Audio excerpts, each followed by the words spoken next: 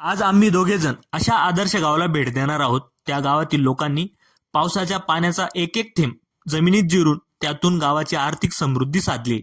ते आदर्श गाव म्हणजे ब्राह्मण शेवगे. सेवा सहयोग फाउंडेशनच्या माध्यमातून धरण खोलीकरण कामाचे उद्घाटन गुणवंत दादा सोनवणे यांच्या हस्ते होणार होते.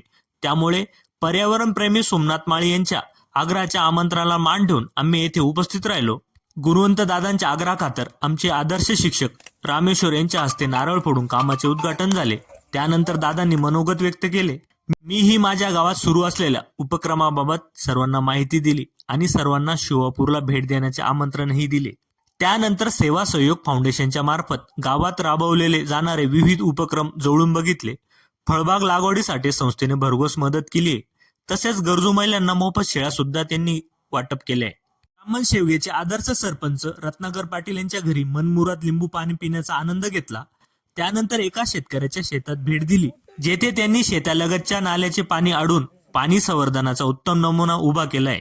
खरंच हे गाव म्हणजे पाणी व्यवस्थापन आणि ग्रामविकासाचा आदर्श मॉडेल आहे.